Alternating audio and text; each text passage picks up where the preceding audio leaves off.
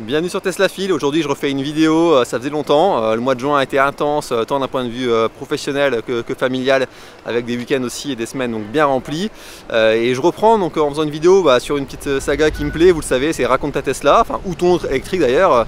Si vous avez une autre électrique que vous voulez partager votre témoignage, votre expérience, allez-y, ce sera avec plaisir.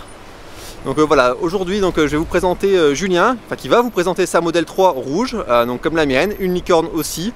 Et voilà, Julien il a 19 ans, donc il a fait le choix d'investir dans une Model 3 parce qu'il trouvait que c'était intéressant pour lui. Et je vais lui laisser la parole, il va vous raconter tout ça. Eh ben, bonjour Philippe, bonjour à tous. Donc je suis Julien, j'ai 19 ans, je suis actuellement étudiant en DUT informatique à Clermont. Je suis actuellement donc en alternance et donc je suis propriétaire de cette Model 3 depuis le 24 décembre. Pourquoi tu as choisi la Model 3? Alors j'ai choisi la Model 3, bon déjà je me suis intéressé de par ma famille à l'électrique. Donc j'ai découvert un peu ce mode de transport et c'est vrai qu'au niveau de la conduite j'ai trouvé que c'était assez différent et ça m'a un peu intrigué et intéressé. Et ce qui m'a fait sauter le pas, on va dire, c'était au niveau du coût d'utilisation. Je m'étais un peu renseigné au niveau des tarifs des autres véhicules, parce qu'avant avant d'avoir la Tesla, j'avais une 208 toute basique. Et donc vu que je suis en alternance, je fais à peu près 100 km par jour. Plus 200 le week-end. Donc je m'étais dit, voilà, un plein, enfin j'en avais pour 400 € par mois d'essence. Le plein, ça me faisait pas une semaine. Donc je me suis dit, vu le nombre de kilomètres que je fais, ça pourrait être intéressant de passer sur l'électrique. Donc j'ai commencé à regarder chez Peugeot, parce que j'étais très content de ma 208. Et j'avais regardé une voiture un peu optionnée avec une vitesse de recharge et une autonomie raisonnable. On était autour des 30 000 €. Et pareil pour les Zoé. J'avais regardé un peu chez la concurrence. Je m'étais pas trop intéressé encore au Hyundai et au Kia. Mais j'avais regardé la Model 3 qui à l'époque le prix était vachement moins élevé. Donc, il y avait le bonus de 6 000 €, ouais, ce qui était pas mal. Et puis donc en faisant des calculs, c'est-à-dire à peu près en faisant 800 km par semaine, j'ai calculé que ça allait me revenir à peu près 2 fois moins cher. Et donc après avoir acheté cette voiture-là, actuellement j'ai fait à peu près 21 000 km. Ça m'a coûté environ 600 €. Ce qui est à peu près 3-4 fois moins cher que ce que j'aurais dépensé en essence avec ma précédente voiture. Tu roules beaucoup, les économies de carburant sont importantes, ouais, sont importantes, ouais. Et tu te fais quand même, voilà, t'aimais bien ta 208, mais à conduire la Model 3? J'aimais bien ma 208 parce que c'était une petite voiture, elle était vraiment maniable et elle tenait vraiment bien la route malgré que ce soit une citadine.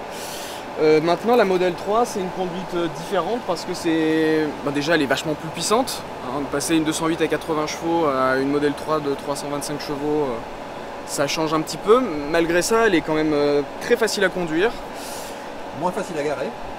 Moins facile à garer, mais c'est pas tellement la longueur qui me dérange, c'est plutôt le rayon de braquage et puis l'empattement entre les deux roues. Qui est pas très facile. Des fois il faut s'y reprendre à deux fois, mais bon, une fois qu'on a appréhendé un peu le gabarit du véhicule, ça va, ça se gère plutôt bien. Je reviens sur l'aspect financement. Ouais. Les économies paraissent évidentes effectivement par rapport à ton usage. Bien sûr. Néanmoins, quand on doit faire un prêt, c'est-à-dire à la banque, c'est facile de convaincre un banquier de... Alors, je me suis arrangé un peu autrement. Du coup, ce sont mes parents qui ont fait un prêt et moi je leur rembourse tous les mois. Okay. Voilà, parce que la banque, moi avec mon salaire d'alternant,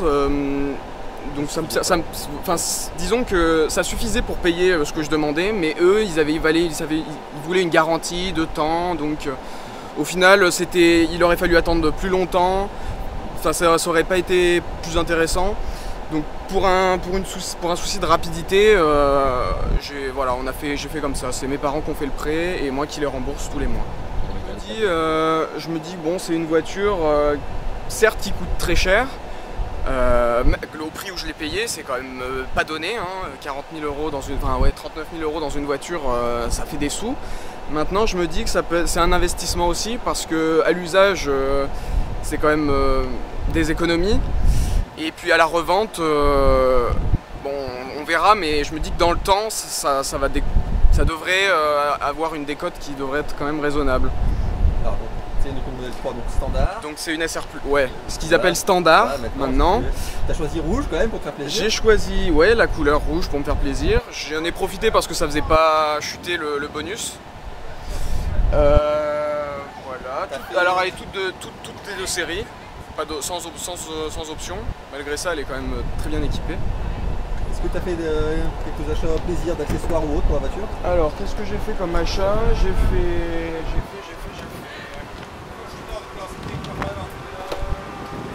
J'ai acheté les tapis de sol en plastique parce que bon, c'était quand même les tapis en moquette étaient vraiment bien, mais ça se salissait assez vite. Donc les 4 tapis, celui du coffre et celui du sous-coffre arrière. Voilà. Autrement, j'ai acheté également les petits rangements là qu'on met dans la console. C'est plutôt pratique, même si bon, à l'usage c'est pratique, mais c'est pas indispensable non plus. Autrement, niveau achat, non, j'ai rien acheté d'autre. Elle me convient bien comme ça. Alors tu l'as eu en décembre 2021, donc c'était un beau cadeau de Noël, et encore plus beau que tu as eu comme moi, donc une licorne rouge. C'est ça. Donc tu as donc des batteries, donc une bonne performance, et en même temps tu as gardé l'accélération des modèles précédents. C'est ça. Toi, c'est la puissance de la voiture, la vitesse, l'accélération, c'est partie de ton plaisir en prenant une Tesla? Alors, ouais, il y a aussi pour ça que je l'ai choisi, parce que je savais que par rapport au prix, la concurrence niveau technologie était inférieure, niveau autonomie était inférieure, niveau performance était aussi inférieur, et il n'y avait pas toute la technologie embarquée qu'on a avec la Tesla. Tout à l'heure, tu as évoqué le fait que, voilà, que le rayon de braquage et l'empattement étaient assez problématiques. Oui. Est-ce que du coup ça t'a posé un peu problème pour t'habituer à toi ou les gens qui t'apprêtaient la voiture peut-être? Alors moi sans trop de problème parce que mes parents ont un monospace donc qui fait exactement la même longueur. Donc c'est 4,73 m. En revanche, les personnes à qui je l'ai, deux personnes à qui je l'ai prêté, ils m'ont fait la jante de devant et la jante de derrière. Enfin la jante de devant et la jante de derrière. Et donc aussi petite autre anecdote que j'ai eue, c'est au niveau des rétroviseurs. En fait, les rétroviseurs quand on roule, on voit bien ce qui se passe derrière. Les rétroviseurs extérieurs parce que celui intérieur, la visibilité est assez limitée, mais en fait le rétroviseur extérieur on voit à partir de cette hauteur là, en fait tout ce qui est en dessous de la ligne de caisse on voit plus. Donc ce qui m'est arrivé c'est que j'étais stationné sur un parking et en fait il y avait une sorte de trottoir là de grandes bites là qui était sur la route et je l'ai pas vu dans le rétroviseur. Et en partant, j'ai braqué à fond, j'ai accéléré et la route derrière est montée dessus. J'étais un peu pressé, assez fort, ça m'a un peu surpris. La voiture a sauté, elle est retombée derrière. Donc heureusement, il n'y a pas eu de dégâts, si ce n'est que là le dessous, le plastique du bas de caisse est un tout petit peu griffé. Mais bon, rien de méchant. Alors, plus de peur que de mal, quoi. Exactement, voilà, plus de peur que de mal. Mais bon, c'est avec ces petites anecdotes quoi que maintenant je me méfie plus quand même. Avant de partir. Du coup, comment tu recharges, que ce soit à la maison ou pour aller au boulot vu que tu fais beaucoup de route? Alors, tous les jours je fais donc une centaine de kilomètres, un petit peu moins de 100 km.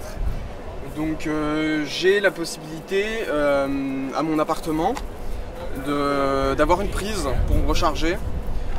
C'est un petit peu ghetto hein, parce que dans un appartement, je me suis débrouillé. De mon appartement, j'ai pu tirer un câble qui passe chez mon voisin avec son accord. De son balcon, ça descend au pied de l'immeuble, dans un arbuste, juste à côté de ma place de parking. Et donc de là, je me branche sur cette rallonge et je me branche dans la voiture. Donc c'est ici que je fais la majorité de mes recharges, ici donc chez moi, mais aussi au supermarché. Parce que la borne et les bornes sont gratuites. Tu as des bornes gratuites. Donc quand je suis chez mes parents, que j'ai fait un peu de route, que j'ai besoin de me recharger un petit peu rapidement, j'ai fait le choix de ne pas installer une borne Tesla à 500 ou 600 euros. J'ai choisi de commander donc l'adaptateur bleu 32 ampères là, et d'installer donc chez mes parents la prise femelle 32 ampères qui va bien. On est satisfait, ça va? Ouais, je suis assez satisfait. Où il faut faire attention aussi, c'est que bon, quand on a 32 ampères qui sont tirés et que derrière il y a le lave-linge, le four, la bouilloire, bon des fois il y a des petites surprises, les plombs sautent, donc faut un petit peu... Bon après c'est un petit peu un jeu quoi. Je sais que pendant la journée il faut que je baisse l'ampérage, et la nuit quand tout le monde est au lit je peux le remonter, et puis là ça charge à fond quoi. Alors, on sait qu'avec Tesla il y a parfois quelques petits soucis de finition ou des petits réglages. Niveau SAV, est-ce que tu as été bien loti, ou est-ce que tu as dû faire appel au SAV souvent? Alors j'ai fait appel au SAV 2 fois. J'ai fait appel au SAV 2 fois. Parce que donc, la première fois c'était à cause du volant. C'était en fait le cuir du volant sur le dessous. Au niveau de la couture, en fait, juste à ce niveau-là, et quand on appuyait, derrière, on sentait, ça faisait un bruit de colle, ça se décollait. Donc j'ai appelé le SAV, ils sont venus, ils ont donné un rendez-vous au superchargeur, il a démonté le volant, il a changé le volant. Donc voilà, pour ça c'était le premier petit souci. Et le deuxième, c'était en fait la trappe de recharge qui ne voulait plus s'ouvrir en appuyant dessus. Et donc pareil, ça, le Ranger est venu, il a changé ça, et puis voilà quoi. Bon, c'est des soucis qui ont été réglés assez facilement. Ouais, c'est des soucis qui ont été réglés assez facilement, sans trop de soucis. Après, il fallait, ce qui est un petit peu dommage quand même, c'est qu'il fallait se rendre à un endroit. Il fallait, quand on travaille, c'était peut-être pas le meilleur plan, mais non, dans l'ensemble, moi j'étais très satisfait. Le Ranger était il était à l'heure, il était très sympathique, très agréable, donc non, c'était bien. Alors, tu as dit que j'ai fait donc 21 000 km, donc tu roules beaucoup à la fois pour les études, le boulot, mais est-ce que tu as aussi le temps de faire quelques road trips, de te faire un peu plaisir? Alors ouais, j'ai eu le temps d'aller une fois en Bretagne, donc à peu près ça faisait 750 km. Donc bon, ça s'est passé sans problème. Donc c'était mon premier vrai grand trajet. Donc la petite appréhension du début quand même, j'ai quand même fait confiance au GPS de la voiture, et en complément j'avais A Better Route Planner sur mon téléphone. Complément indispensable pour ouais, c'était bien parce que le GPS de la voiture est bien, mais il a tendance à surestimer les temps de recharge, pas forcément chargé au bon endroit. Enfin c'est pas forcément... si on le suit, on arrivera, il y a sans souci, mais c'est pas forcément ce qu'il y a de plus optimisé, j'ai remarqué. Donc ouais, en complément j'utilise le Better Route Planner qui lui me donne un temps de charge plus cohérent avec ce que j'ai besoin de faire, parce que quand je rentre chez moi j'ai pas besoin de venir avec 20%, sachant que je peux me brancher gratuitement à la maison. Et là, tu es de passage donc, sur Reims, en Champagne, aujourd'hui pour de la famille. Tu m'as expliqué, par exemple, pour la route, tu as fait tes calculs et tu t'es dit, je prends pas l'autoroute, je prends la nationale. C'est ça. Donc comme ça, tu roules un peu moins vite, tu consommes un peu moins, tu évites les péages, c'est ça? Tu prends ça en compte dans tes trajets? C'est ça. J'essaie, alors sauf si vraiment j'ai besoin, mais pour des trajets plutôt loisirs où j'ai le temps, de privilégier la nationale, parce que c'est moins cher, il n'y a pas de péage à payer, et puis finalement c'est pas forcément plus long. Là, en passant par l'autoroute, j'aurais mis 5 heures, là j'ai mis un petit peu moins de 6 heures. Oui, puis tu as économisé du temps de recharge. Voilà, j'ai économisé du temps de recharge parce que je roulais moins vite, et puis bon, j'ai pas eu trop de bouchons, donc ça a été.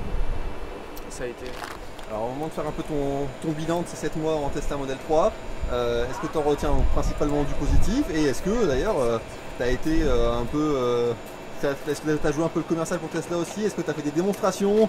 Est-ce que les gens ont été curieux de découvrir cette voiture? Alors bah oui, quand je suis arrivé avec cette voiture, bon bah ça a été un peu la curiosité parce que Tesla fait pas de pub, donc à part ceux qui connaissent un peu déjà ou qui sont un peu curieux et qui en ont déjà vu, c'est pas très connu, hein. Donc tout le monde était un peu là, c'est une Tesla, donc je me suis senti un peu obligé de montrer la voiture, d'expliquer, de faire un tour. Là, au bout de ces 7 mois, tu recommandes cette voiture? T'en es satisfait? Ou tu envisages déjà de la changer ou pas? Oh bah non, j'en suis satisfait, je vais pas la changer parce que bon, pour l'instant, elle me convient bien. Et puis voilà, j'espère que le témoignage de Julien vous a plu. Moi je trouve ça vraiment super sympa qu'un jeune de 19 ans comme ça ait tenté le coup de la Tesla, et son approche est à la fois très rationnelle, donc voilà, à la fois il s'est fait plaisir et en même temps c'est très cohérent par rapport à son besoin, à son profil, et il a eu le bonheur de la recevoir au bon moment avant la hausse de tarif, donc tant mieux pour lui. Je l'ai dit aussi en intro, mais voilà, n'hésitez pas vous aussi à me contacter, il y a mon adresse mail en contact à la fin, donc dans la description, donc n'hésitez pas à me contacter si vous voulez témoigner aussi. Moi j'adore partager comme ça les expériences de chacun. On a tous une histoire différente et une approche différente de l'électrique, donc que vous soyez en Tesla ou autre, contactez-moi, et puis ce sera avec plaisir que je raconterai aussi votre histoire à tout le monde.